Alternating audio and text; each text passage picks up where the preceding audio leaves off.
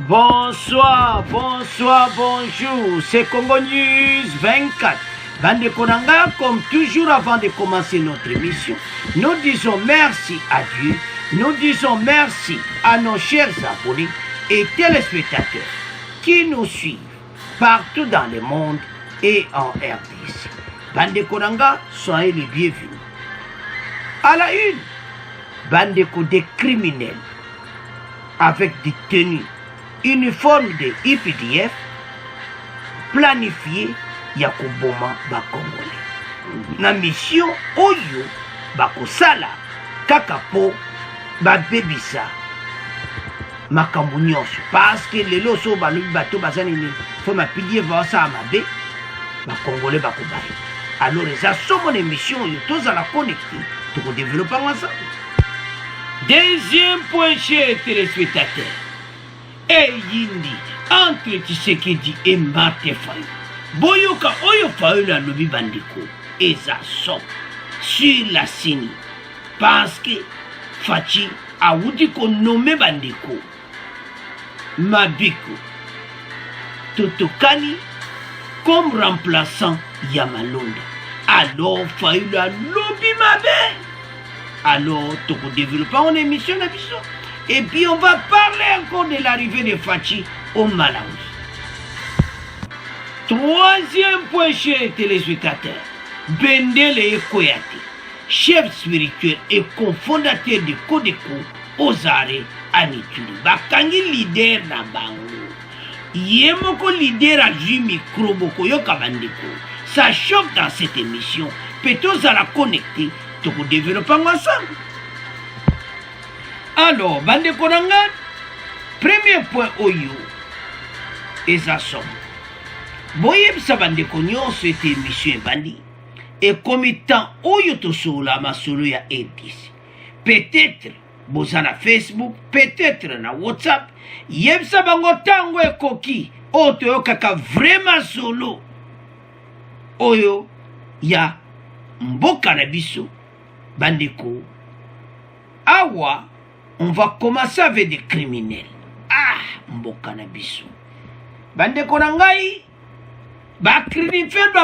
criminel va planifier alors que service à renseignement ya Uganda na RDC, service à renseignement za makasi ya osanganati.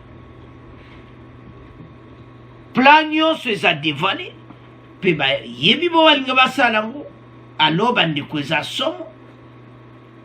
Soki ba yebaki yango te.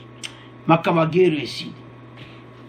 Bande bolinge za la somo parce que badju bateni ya UPDF ya armée ougandaise. Alors, bande konanga, c'est grave. Badju bateni ya UPDF wapi. Bango mission na bango bande ko eza po ba boma pena nyonso. Donc parce que so talesa un complot bien organisé. Bandeko, balati bateni ya ba armée ougandaise. Et nzambe nangai. Ba banda déjà koboma ba Congolais. Planifié. Service à renseignement militaire. Félicitations. Donc c'est ça. Pomboko yekene liboso. Bandeko, opération ezana maboko nzambe. Omoni cop na bango ndenge foire bazondima te bango moko nde bazawana bazondima te bazokamwa ndenge nini erevisi. Alors IPDF esale bango pasi tango badetecte bato oyo tobomona ke renseignement militaire conjointe entre armée ougandaise et FARDC bazo sala grand travail. Bande ko ça va caminer niti. Oui, il y a FARDC koza soko yibino mais il y a armée ougandaise. Obobani ko boma kandinga ADF pas oboma. Donc bien planifié. Soko salama ki bande ko za dégâts na mboka lero to komolela. Na teni peno yo kaka ya IPDF ya Uganda. Nzambe nangai. Mais to senga Dieu merci. nzambe alingi mboka oyo parce que soki bandeko na ngai soki bamonaki bango te soki service ya renseignement badetectaki te bandeko me makambo ebebi te me eza somo me nzambe aza malamu service ya renseignement basali travail mo kitoko bayo détecter bato tout dévoilé parce que me baugande babangi balume awa soki ebimi me biso tosuki te ton mawa trop alors bokoyoka tokotiela bino extrait parce que nde naza noloba nzambe soki bamonaki bango te me kopo nyonso oyo bayokani ofaci ayokani na baugande ekoti mai na nde bandoki ya kongo batelemi alors question mena bato baza kotuna banani baza bacomplice nango bazwi teni ya baugande wapi mais service ya renseignement ougandais na ya biso en tout cas travail esalama kitoko badetecte bato wana badetecte bango mbala moko parce que nge ezala dégât soki eyebanaki te parce que bato oyo baza na mission moko bandeko ezaka po guerre oyo makambo esila te na est mission na bango me nde baza wana mpe mayele na bango esili parce que mena bakangi bango bamoni bango badetecte tout ekomi tant sikoyo bazwa bato wana sikoyo bien parce qu'il faut baprésente bango na population mayele oyo bozwi yango wapi bandeko l'air est grave alors sans plus tarder toyoka extrait oyo bongo tokontinue émission na biso ndenge makambo yango esalamaki ngama ekolo Congo démocratique aba FRDC na maye ma Uganda UPDF ba KBC na libisi itili ngumba lioko ya bato mabe libungisi ko boma pe ko sala mabe na ba civili na tina ya ko pakola yango na ba soda ya Uganda pe ko bibisa lukumu ya mampinga ya mboka eye ya bandeko bato mabe bango bazali ko salila Sokoto pe nzakumba ya ba soda ya lulenge ya ba UPDF pe ba FRDC ba uti ko bimisali yebisili yango pe balobi ba kokoba bitumba na bango bazali ko salila uto le 30 novembre kopuna kobongisaka ba ADF ba dongolo meso nzokande misala miango mibandaki na le 30 novembre pe mibengami sushusha na alors bandeko na nga tolandi biso nyonso wana l'heure est grave parce que ko planifier makambo abwe na moment oyo il faut monaki makambo oyo ezosalama pour le moment bango bamoniki victoire ekozala banguna miso eye rouge babito bebisa kopo oyo opération oyo faci asali na baugande totia désordre mais baokoka te parce que bazaki dévoilé directement Botala ce n'est pas possible selon les deux forces ces criminels se camouflent derrière l'uniforme similaire à celle de l'armée ougandaise dans le but de faire croire que celle-ci s'est retournée contre les personnes qu'elle s'est engagée à protéger. Botala bandeko. Donc, et ça la peine qui est côté. Et puis la majorité, basane uniforme ougandais. Il y a pas de ces pénalités mais ougandais. Baya baba na ko sala batu mabe. Bano bomon ba ougandais bo bengi saki. Tala de baba ni ko sala batu mabe. Tala de bazo sala batu mabe. Alors, le cola balataki uniforme wana similaire na armée ougandaise kolongola te kobakisa te bo bakangi.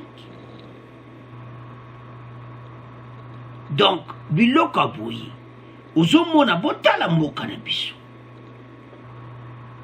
toyebi ke o afardc eza facilement bato wana tu ya trop des infiltres, mais armée ougandaise mpe siko bakamwi bazwi bateni ya baobabis la majorité selon les deux forces. Ces criminels se camouflent derrière l'uniforme similaire à celle de l'armée ougandaise dans le but de faire croire que celle-ci s'est retournée contre les personnes qu'elle s'est engagée à protéger. Kopo soke simbaki bitombe sili donc esili nango parce ntango balati bateni ya baugandi ya farde sukuru bosana yo bateni kaka baugandi kaka bani koboma bato bomoni toyebisaki bino nini ke baugandi oyo balingaka biso te toyebisaki bino nini.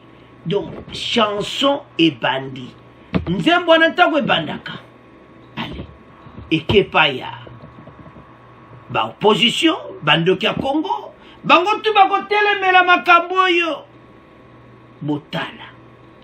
L'heure est grave mais baza un échec déjà parce que oyo baplanifiaki bato déjà baerevesi.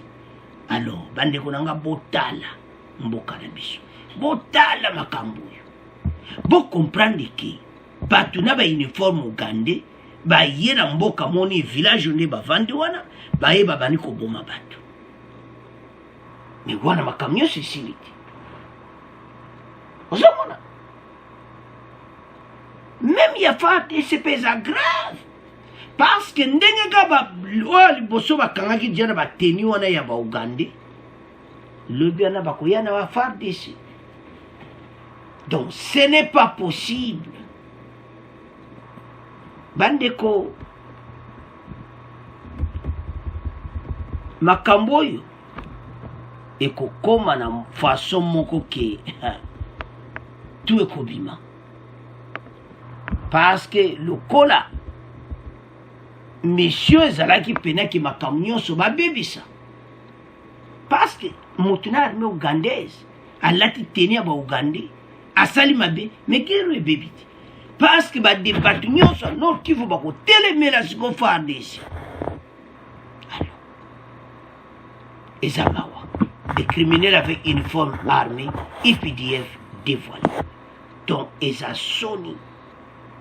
Alors bayebisi population ke botala malamu bozala vigilant so monika ata bana teni na biso monika clé te benga biso toyamba. Alors bandeko na ngai c'est à ce point tokomotika premier point tokomokee na deuxième point.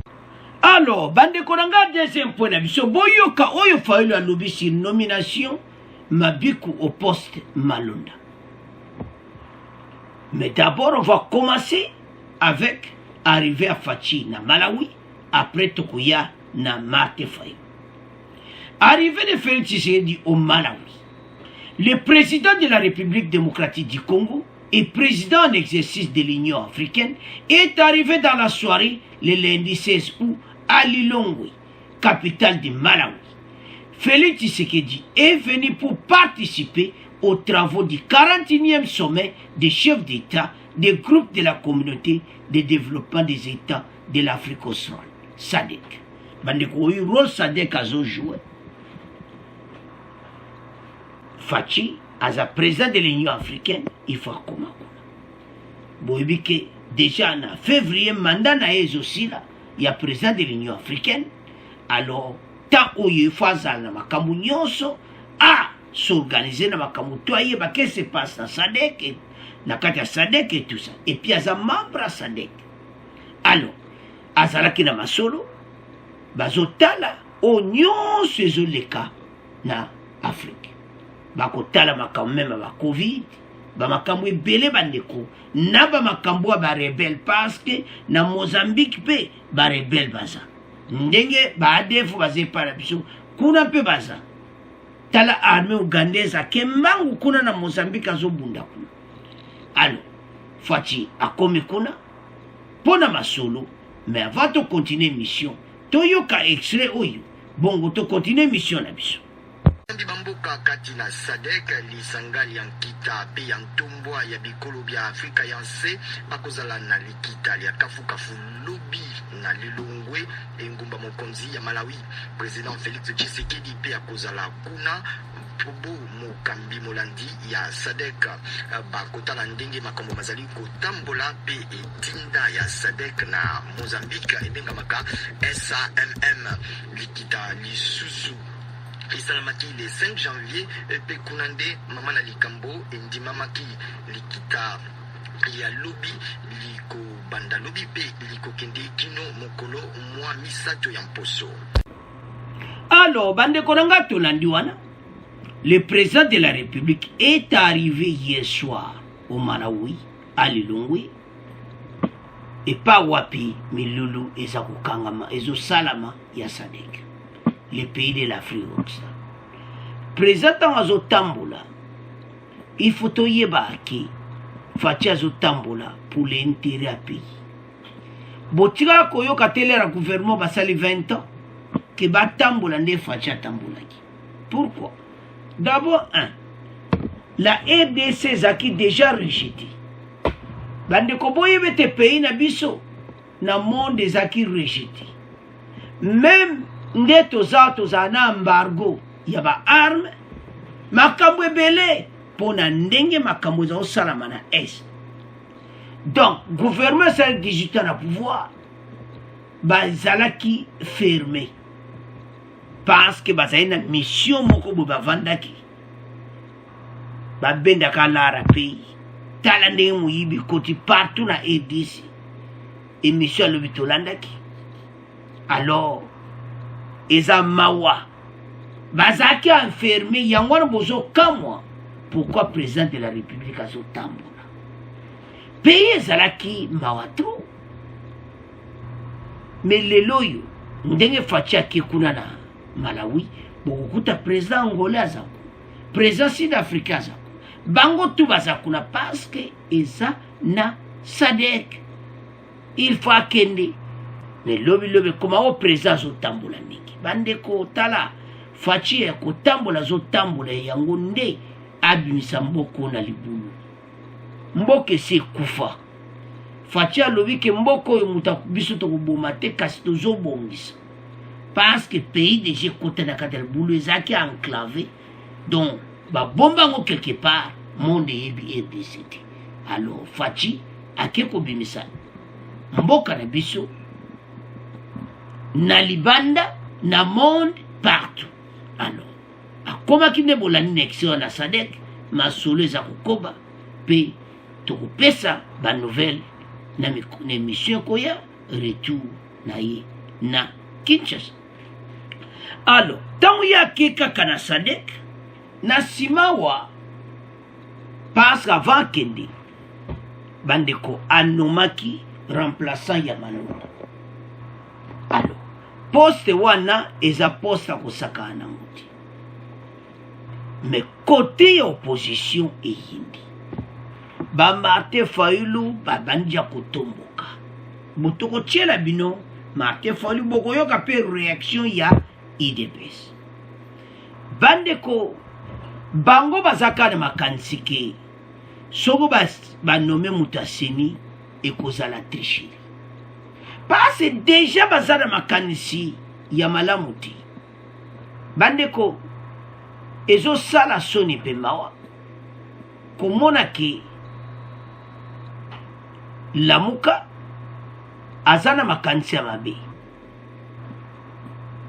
remplaçant ya Malonda il fallait ça parce que équipe a seni comme complet. Alors Fachi sala ki ordonnance a nommé mais côté Fayulu basibelité tobana na Fayulu après tokoya na IDPS. Mais avant tout le Canada mibale tout tanga na nomination. Un ancien conseiller de Félix Tshisekedi à la présidence de l'IDPS nommé secrétaire exécutif national de la CENI en remplacement de Rossard Malonda. A remplacé Rossard Malonda. Monsieur Mabikou Totokani Yewana est le nouveau secrétaire exécutif national de la CENI. Il remplace à ce poste Rossard Malonda. C'est la décision prise jeudi 6 janvier par Denis Kadima, président de la CENI, confirmant l'avis d'appel public et les résultats obtenus par les prénommés à l'issue des épreuves organisées du 24 au 29 décembre 2021. Alors, Bandeko Eza Mawa Denis Kadima Zawana selon Martin Fayulu Bokuyo Kaye alobi ke Fachi Mutazo tia batuku alors que CENI est un grand complet ba monete ba pona mutuna ba mais il faut pas tout na président de la République parvenir président Koloba oui et ça problème té alors selon Bango parce que selon Martin Fayulu ba monika ke nomination wana ezali Fachi Mutasali alors que dans le niveau CENI ba sangane ensemble ba décider de Fachi à Koloba kaka oui et c'est ça.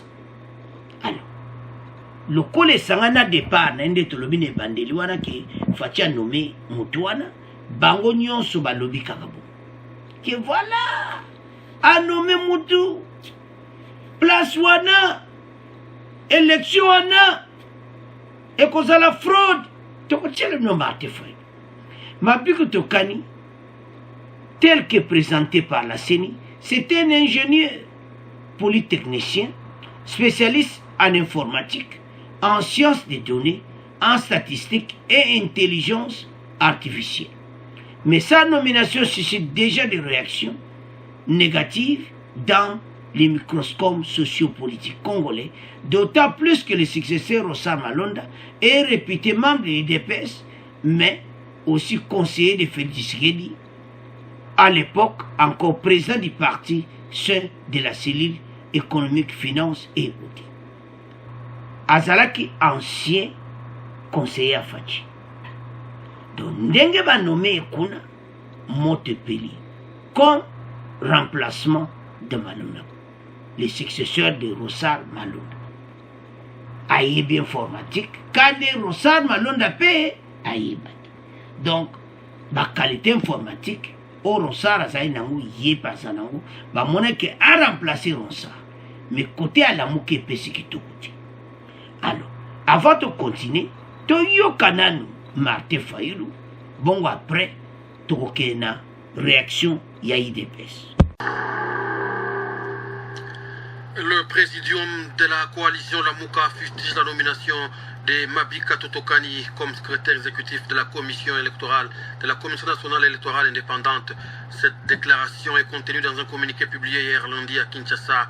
Dans ce communiqué, Martin Fayulu et Adolphe Muzito estiment que cette nomination vient s'ajouter à d'autres, notamment à la Cour constitutionnelle, dans le but de faciliter la fraude aux élections de 2023.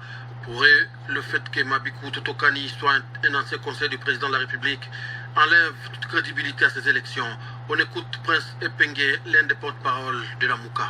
Un manipulateur maladroit, il tente de distraire tout le monde en posant les jalons à la fois de sa volonté ferme de tricher lors des élections 2023 ou de renvoyer celle-ci au calende grec. Monsieur Félix Tshilombo a tellement peur des élections qu'il y veut transformer la CENI en sa circonscription électorale.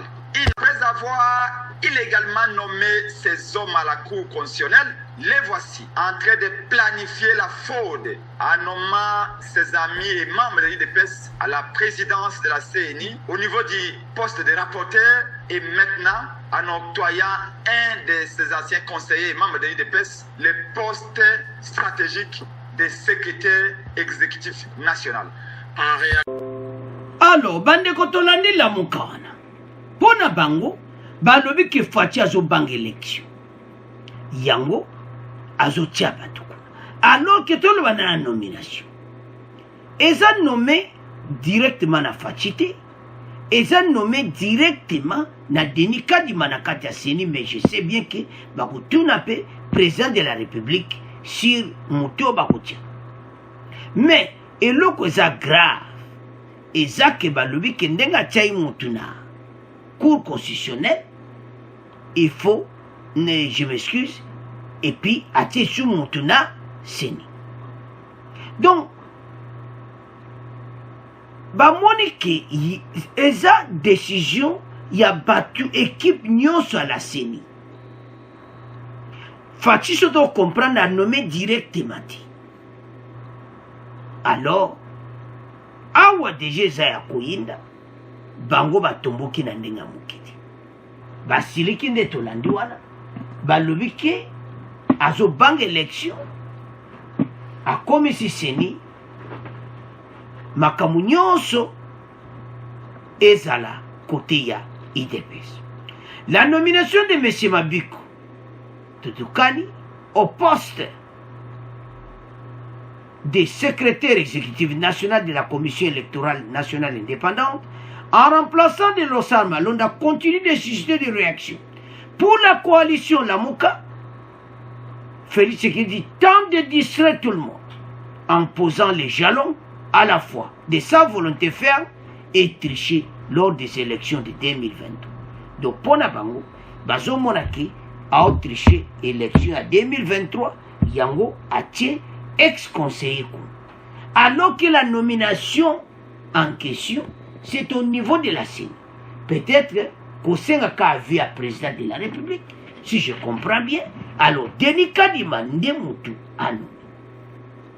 Mais bango ne bandel boyo ki tolobi anake Fachi a nommé wana message a failli boyo ka oyo failli la lobi que Fachi a nommé Mutuna Seni. Alors Lamuka lobi Fachi a zo bang l'élection. Et so moi na clairement beaucoup yo ka réaction à IDPS que zande bino batu bozo banga élection. Parce que bozo tia makambo nyonso que voilà Fachi azobanga. Yo moko ne ozolo azobanga ja bino moko bozobanga. Mais sono otala Fachi azana ba point belé totala ki ba sondage totala ki pe libaya neni ekozala azana biloko ebele kotia. Alors Martin Fayulu tozala démocratie bango balobi non c'est non to sepeli nangote. Les chiens aboient, la caravane passe. Donc bango ba gagné mais mutu basi bati ozomona nana ti bango moko na kati ya Seni peut-être kakako ya président de la République. Alors bandeko nanga tanto lo makambo botala mboka na biso ndenge makanisi ezalaka. Oui, Azamutu, il y a IDPS, ex-conseiller à Fachi. Mais tout bandit qu'on soit ma bé déjà, alors que selon Bisoto peut sa conseil, na Lamuka. Ce qui bande quoi Lamuka ba la démission, boyo ko Bisoto lo bato peut sa idée bien pour na bino.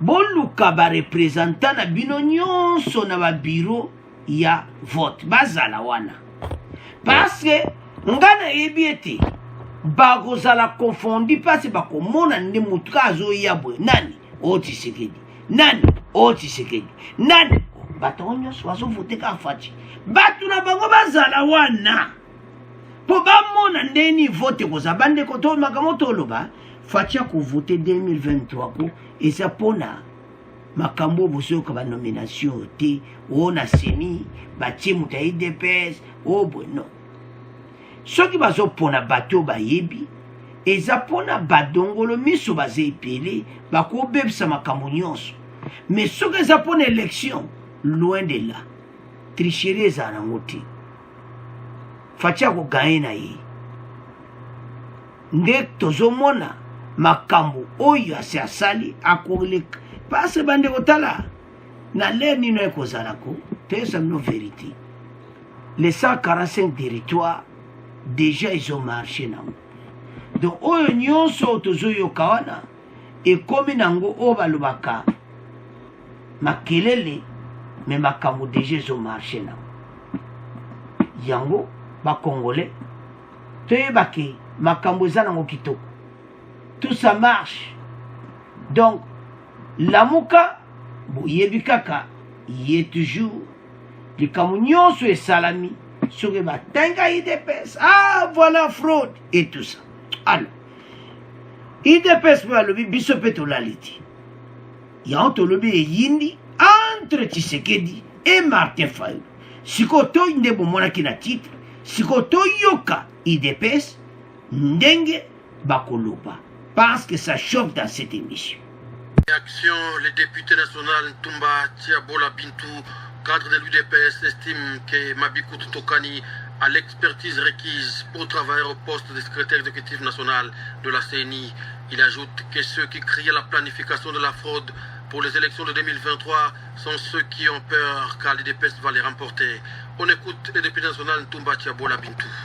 L'UDPS, c'est un parti politique qui a milité pendant plus de 37 ans pour l'avènement de la démocratie et l'état de droit. L'UDPS a gagné les élections de 2018 sans aucun membre à la CENI, ni à la Cour constitutionnelle. L'UDPS se prépare à gagner encore les élections de 2023. Le nouveau secrétaire général de la CENI est un expert que même la dynamique de l'opposition politique avait envoyé pour auditer les fichiers électoraux le 9 mai 2018. Mais c'est Toto Tokani Mabikou a de l'expertise à mettre au service de son pays pour l'organisation des meilleures élections en 2023. Nous comprenons que les gens qui font ce genre de déclarations ont simplement peur des élections, qu'ils se préparent à participer aux élections de 2023, que l'UDPS va certainement remporter. Ce ne sont ni les membres de la CENI, ni les membres de la Cour constitutionnelle qui votent. C'est la population congolaise qui avait voté l'actuel président Félix Antoine Tshisekedi Tshilombo et nous espérons bien qu'en 2023, la population va renouveler encore une fois de plus sa confiance au président Félix. Donc il n'y a pas du tout de tricherie. C'est un dossier. Alors, bandeko nanga tolandi biso nyonso wana balobi il n'y a pas de tricherie. Agayaki élection na 2018 sans cour constitutionnelle oyo bazoloba oyo agayaki yango sans CENI oyo balobaki batie mutu na CENI. Donc selon bango Fachi akuganye l'élection sans aucun doute et puis sans problème. Alors, bandeko, obalobaki, l'air est grave. Et il y entre Fachi et Lamuka. Bandeko, il dépêche à ça qui clair comme comme sur le Fachi a gagné l'élection. Parce que, a gagné la l'air wana, azalaki ata na mutu moko te na cour constitutionnelle, azalaki na mutu moko te na CENI, mais a gagné l'élection. Donc oyo nyonso makelele Lamuka azoloba eza nul et sans effet et komema nulle part. Yango bandeko na nga tala totelema biso nyonso to vote bato bakobongisa mboka. Martin Fayulu atia libaya na ye, Fachi atia libaya na ye. Totala nani azana ba idée à bien. J'en suis sûr ba Congolais na ndenge bakomi na maturité bakovote moto na bango oyo akozala wana pona kobongisa mboka parce que pays eza dia ya kokufa. Alors ezana bato musu baopesa ba discours bazowe l'élection 2023 c'est pour leur poste ozomona ese bazowela pona peuple toyebi nano te tozozela mais Fachi lia tozomona volonté na ye na ndenge mabe te ato a contre Martin Fayulu te ni pour ni contre mais tozomona ke Fachi déjà abandi ba action peuple azosepela na ba action wana mosusu pe peuple azosepela te comme tozala na démocratie. Mais Fayulu ntango akobandela oyo ayeba dossier toyebi te ndenge nini akomema makambo. yango tozesa bakongole tala totelema tant oyo toza oyo balobaka l'heure est grave diable atelemi na ndenge ya moke te azoluka pena oyoka kodevore makambo nyonso ebeba nango me miso na biso efungwama RDC oyo bandeko ekobonga me nga na yo toza na mentalité moko fixe parce que lelo soki biso tozosala mabe te soki bato nyonso baake na justice wana balobi batika mabe me mboka ekozala bien mais bato balingi kochange mentalité te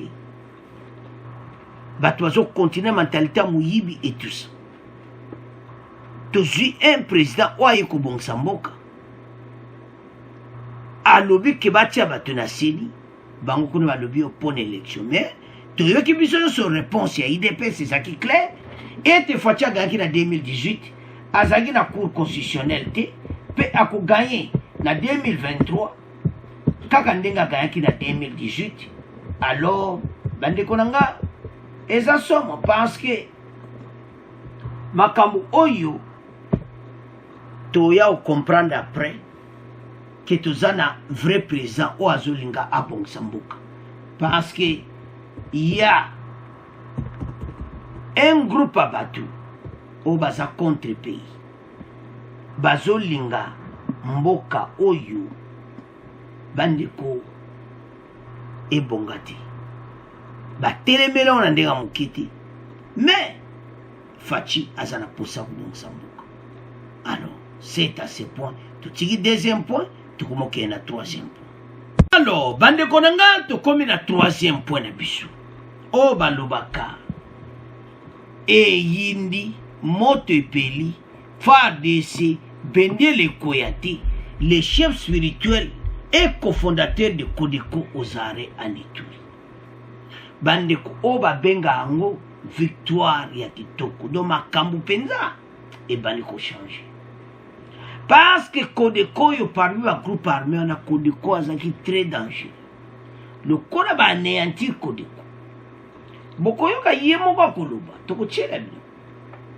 ye moko akoloba ndenge nini bakangi ye mpe ayebisi bandeko nyonso baza na zamba ya Codeco batika minduki baya abinga moko naza mokonzi pasi ye aza leader ye ba chef spirituel donc net un pasteur na bango mais baobenge magicien parce que bandeko aza très dangereux donc ayebi pena makambo yango na kati ya zamba donc ya kopesa bango bareligion yango tolobakaki makambo oyo eza normal te eza diabolique parce que un magicien aza moto aservaka diable alors ye wana alobi ke bandeko nyonso boza libanda toya totonga mboka bobima nga bakangi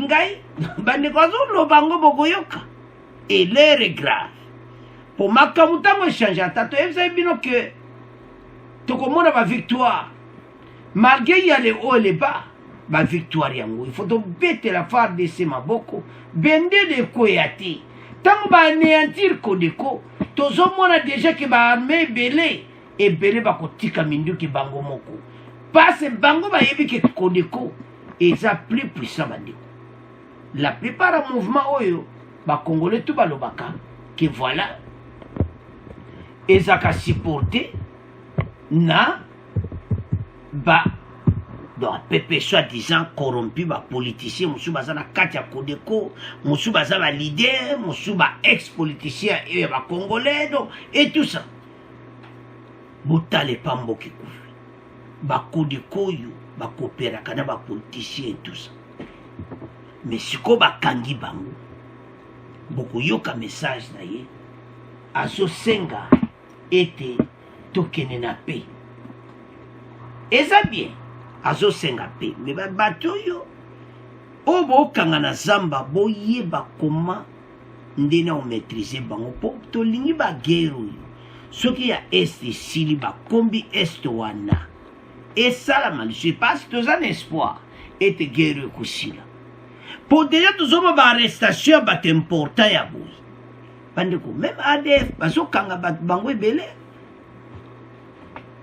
donc bazokanga pene ebele yango mo bakomi kose déguise bamosusu baolata bateni ya epdf ugande po basala mabe na peuple tolandaki on a première partie mais awa bagroupe oyo ekodeko baza méchant ya kosakana te cet élément belliciste est connu sous le nom de Kalou, présenté par l'armée comme un féticheur de haute facture dans le rang des miliciens. Donc, Yewana, comme on est Kalou, a un grand féticheur, chef spirituel, cofondateur, Bandeko, de la milice coopérative pour le développement du Congo. Boyoka Kombo pe bapesi coopérative pour le développement du Congo. Codeco. Développement ni bino bokoye la biso. Donc sans autant la biloko zo comprendre que c'est diabolique. Donc mabe batu babo makabande kone congolais. Kaka pona nini? Parce que bazana ba bénéfice non ba comment bato basala ba faire na ça. Ozomona te. So tali kaka ventre patron. Ndenge bango kuna bamonaka bonso oza libumbwe oza na mbongo babulwa na kala o comprendre mosu aza boye aza na la do ye chef na bango eza mawa tro awuti na zamba azopresente mpe ventre na ye devant bato ndenge asala akuna na kati ya zamba le chef spirituel abatisi otali bango ozotala c'est jeune jeune apui aza leader aza pe ko diriger bango na zamba et tout ça mais pasteur asimbaka bible les chefs spirituels alors bandeko ba mouvement tolobaki eza très dangereux mais avant de continuer toyoka tomona parce eza vidéo ndenge bakangaki bon to continuer mission na biso. Habillé en noir, pieds nus, le féticheur et cofondateur de la milice Codeco est désormais entre les mains des forces armées. Licho Kalou Isaka, alias Savant, a été arrêté avec 6 autres miliciens Codeco. C'est ma joie aujourd'hui d'être entre les mains du gouvernement, car en brousse, il n'y a plus la vie. Étant cofondateur de Codeco, je veux que cette guerre finisse et je dois m'associer au gouvernement pour sensibiliser d'autres miliciens à quitter la brousse. Cette arrestation fait suite à une opération musclée menée par les soldats loyalistes à Ouada, l'un des grands bastions de cette milice localisée dans le secteur de Walendo Piti en territoire d'Indjougou. Kalou, alias Savant, très affaibli, appelle ses frères, encore à brousse, à cesser les violences et se rendre à l'armée. Porte-parole Bassa, vice-porte-parole Ngadja, porte-parole Bassa, vice-porte-parole Ngadja, tous les commandants du pasteur Codeco, je suis Kalou, je suis entre les mains du gouvernement. Vous écoutez ma voix, remettez vos armes au gouvernement, nous devons faire la paix. Au gouverneur militaire, lieutenant-général Boyaka Chamadjoni, de saluer le travail abattu par les forces de l'ordre et de défense et les encourage à traquer sans relâche tout milicier hostile au processus de paix à Ituri. Donc nous allons continuer à les poursuivre, ces gens qui créent vraiment le malheur dans nos populations. Il s'y est de rappeler qu'à ce jour, plusieurs leaders de la milice Codeco Ndjougou, FPIC et terroristes ADF en territoire de Oumou sont soit arrêtés, soit neutralisés par l'armée pendant cette période de l'état de siège, a dit lieutenant Gilles Ngongo, porte-parole des opérations militaires en Ituri. Votre armée a fait un travail de titan. Alors, bande kolanga tolandi biso nyonso ke tango ekoki bato nyonso o bazana zamba oyo bazali kosala mabe kala te tokokanga bango tu Codeco bozoyoka azobeta biloko bazoboma bato me bandima ete ke bakokanga bango mena azana maboko ya FARDC azoloba ngai Kalu naza na maboko ya FARDC. Do bino nyonso bobima na zamba boyanga naza na maboko ya gouvernement. Alors bato oyo ntango bozwi bango do il faut kozala na bango mayele parce que baza bato oyo babomi bakongole ebele. Lelo oyo mboka ekomi boye eza mpona bango parce que eza lokola religion tolobaki yango. Soki otali mutu azoboma ndeko na ye eza mawa. Avançons. Il a été appréhendé avec 6 autres assaillants du même groupe. Selon un reportage vidéo de la presse militaire de l'Ituri, l'objectif était d'aller fouiller vidéo Totalawana et détruire l'ennemi de cette localité. Et l'armée a fait un travail de titan parce que l'objectif de ne pas détruire le corps des combattants, mais plutôt leur volonté de combattre. C'est un mouvement religieux, belliciste, qui travaille avec des fétiches. Parmi les féticheurs dont le nom était cité par les services de renseignement, nos services ont mis la main sur M. Kalou, alias Gavi, un grand féticheur, et avec lui, il y a d'autres membres de la milice Kodeko, s'explique Gilles. Bandeko, eza somo, tolandi biso nyonso wana, gouverneur militaire. Ete bato oyo nyonso oyo baza na zamba bobima. Tokolanda bino tina na dernier place na plan de bastion place bobatani. Bandeko l'heure grave. Leader na bango bandeko. Lelo azolobaki aza na maboko ya FARDC. Yango fo bakeba. Parce que bata boye bozomona ekaka boye. Mais a bokote na armée ti. Bato nyonso bayaka wana parce que ba lera Kabila bakotsaki ba M23 na kati armée. Mais lelo tozo vivre bango. Bakomi lisusu kosala biso mabe. Donc eza mawa bandeko na ngai. Par ailleurs, le FARDC a-t-il insisté intensifier les opérations militaires au nord du territoire de Djou, tout comme au sud à Irumu. L'objectif est dans cette période où les forces sont mutualisées d'imposer le retour de la paix en province de l'Ituri.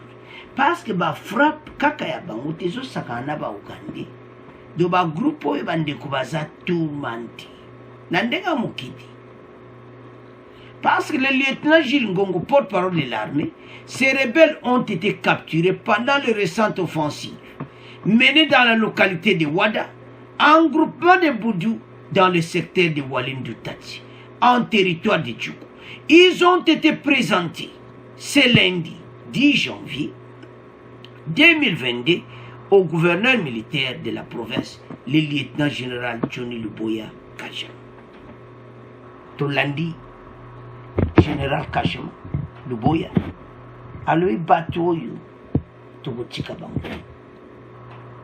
Bandeko, esa EDC tellement eza na baminere bakodeko bandeko bakoma kosala baaffaire. Donc on neutralise bango, il faut tobetela vraiment FARDC maboko. Eza victoire bendele ekoyati botika bango tanti bolanda bango tina dernier demain po bayoka solo ya FARDC. Parce que trop c'est trop. Bande konangai bato yo basakani mingi mais bakome na suka. Ndenge tolani na video balobi aza dia fatigué akomi biloba loba alobi ngai yo bakainga na maboko ya gouvernement bino mpe bobima bokobimako bandeko tandeka bazokanga bato balidero mokomoko tokoyoka bamosusu wana kala te bango moko bakobima comme opération ezosalama ya DDRC oyo mpo bato batika minduki mais entre temps pression babiloko ezokwea na zamba bakomi mal à l'aise bazoluka epa wapi ya kose réfugie bandeko nde baza bakompena na suka so omoni ye moto aza féticheur kasi sala bafétiche olimo akoki baféticheur oyo basali mabe mingi na zamba azoloba kende naza na maboko ya gouvernement atangi na bakomba baninga na ye oyo baza na zamba ke bobima donc so omoni azoloba ngo avec bonne volonté. C'est la question de savoir.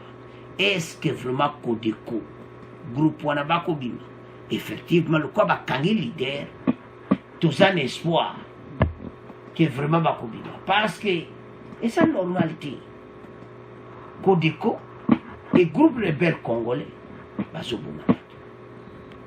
Baso supporter, le besoin à battre belé, baso supporter bango. Donc, sozo la nabiloko yo.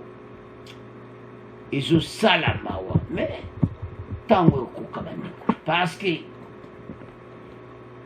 peuple wana est amoni pasi mingi ekomi temps oyo bandeko na nga peuple wana mpe ameka na kopemba pemba mpe asali comme ça bameka na komene vino bandeko mokolo gero ekosilako parce que naza na espoir que avant 2023 tokomona lumière na guerre oyo tokomona pena ke makampende esili parce que trop c'est trop lero talaka chef spirituel yango botala kaka ye donc ezopesa mawato alobi ngai yo nga mo cofondateur tosalaki mpasi via aza cofondateur ya groupe wana Codeco ndenge alobi na micro ali bobima nga naza na maboko ya gouvernement ekomi temps tosalela mboka kuna na zamba eloko te amoni pasi mingi mais ere moko ndire bazala mpe bamvuta bango kuna ndo bango nyonso na balide bino tout parce que ozoloba ke bomoni pasi mingi kuna ekuna azamba eloko te ekomi temps tobima biso nyonso c'est-à-dire travail à faire de sena IPDF nde biloko zokoya kolanda ba ADF et tout ça bango pe bazoyoka biloko nde ezonyingana parce que nzela bakoleka kokena bakutana mpe na bato abwe na nzela bakobeta bango biloko alors lokito wana yango nde moto esali parce que selon le lieutenant général ya armée porte-parole de l'armée Jules Ngongo, ces rebelles ont été capturés par le récente offensive militaire. Parce qu'offensive militaire est comme qui tellement moto, bako quitté dans la localité de Wada, en groupement de Boudou, dans le secteur de Walendu, dans le territoire de Djougou. Bandeko babomi mingi na ituri batu. Nde bozo mone leader na bango, penda asasi bakongo. Abomi penza, mais tane komi na suka. Donc, et comme temps oyo, atika bango nyonso babima, batika minduki. Alors, bandeko nanga botala. Te isa bino ke makambo yokoma na suka, et yokoma réalité. Kalate, tokomona yango. Alors, c'est à ce point, tu comment clôturer mission na biso, bon abonner massivement, bon partager. Au revoir, à la prochaine.